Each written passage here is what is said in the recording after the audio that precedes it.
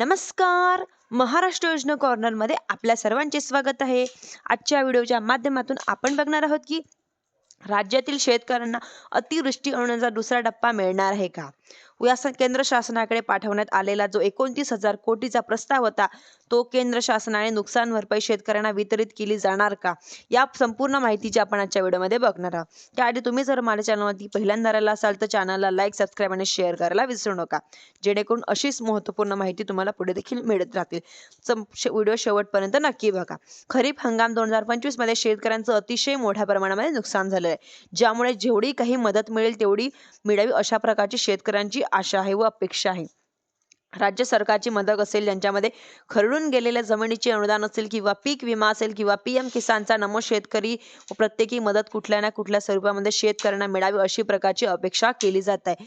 या पार्श्वभूमीवरती राज्य सरकारकडून केंद्र सरकारकडून 29,000 कोटीचा प्रस्ताव पाठवण्यात आलेला आहे, म्हणजेच की त्या मंजूर झाला व राज्यातील शेतकऱ्यांना जे काही अनुदान मिळणार का हा देखील प्रश्न निर्माण झालेला आहे. म्हणजेच की आता राज्यातील जे हिवाळी अधिवेशन आहे हे सुरू आहे व अधिवेशनाच्या दरम्यान प्रश्नोत्तरामध्ये केंद्र सरकारच्या राज्य सरकारचा प्रस्ताव आला नाही अशा प्रकारची माहिती सुद्धा दिली जाते. राज्यातील खासदारांच्या माध्यमातून या विरोधात एक मोठा म्हणजेच की एक गदार निर्माण केला होता. मोठ्या प्रमाणामध्ये शेतकऱ्यांच्या नुकसानाचा आवाज उठवण्यात आला आणि यातच राज्य सरकारकडून हा प्रस्ताव पाठवण्यात आल्याची माहिती देण्याची पहिला प्रस्ताव पाठवण्यात आला.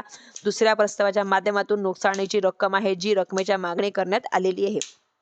म्हणजेच की आता वित्त मंत्र्यांच्या माध्यमातून 29,000 कोटीपेक्षा जास्त रकमेचा मदतीचा प्रस्ताव केंद्र पाठवल्यात माहिती मीडियासमोर आलेली आहे.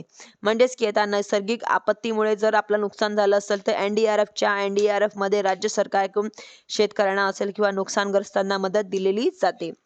यासाठीची भरपाई आता NDRF व NDRF च्या निधीच्या माध्यमातून केली, म्हणजेच की राज्य सरकारच्या केंद्र सरकारच्या दिली जाते. अर्थात ही म्हणजेच की आता नुकसान भरपाई देण्याचं दायित्व हे राज्य सरकारच्या असता किंवा या अंतर्गत पाहिलं होतं की जवळपास 21,000 कोटीची रुपयाची डायरेक्टली मदत हे शेतकऱ्यांना वितरित करण्यासाठी मंजुरी करण्यात आलेली आहे.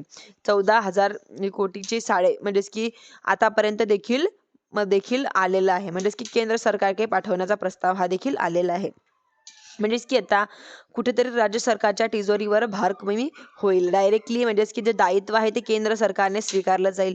म्हणजेच की केंद्र सरकारकडून आलेली जी रक्कम आहे ती राज्य सरकारने वापरण्यात मदतीने समायोजना करण्यासाठी त्या ठिकाणी होऊ शकते.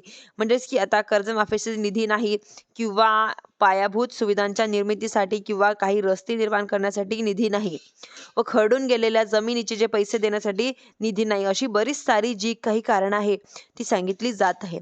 निधी वापरला जाऊ शकतो, परंतु डायरेक्टली आलेले जे पैसे आहे तर शेतकऱ्यांना वितरित केले जातील हा अशा प्रकारचे कुठलं यांच्या अंतर्गत प्रावधान आलेला आहे. म्हणजेच की आता प्रस्ताव आलेला आहे की राज्य शासनाच्या मदतीचा जो प्रस्ताव असतो हा डायरेक्टली कुठल्याही लाभार्थ्यांना वितरणासाठी उपयोग केला जात नाही. म्हणजेच की ज्यांच्यामध्ये अतिवृष्टी अतून दुसरा टप्पा, तिसरा टप्पा असेल किंवा कुठलाही टप्पा येणार नाही. म्हणजेच की आता 29,000 कोटीचा रुपयाचा हा प्रस्ताव हा केंद्र सरकारकडून मंजूर करावा आणि जे पैसे आहे ते आले तर राज्य सरकारवरती जे काही दबाव टाकलेला होता, जो काही बर्डन होतं ते आता कर्जमाफी करण्यासाठी निधी आवश्यकता होती. धन्यवाद.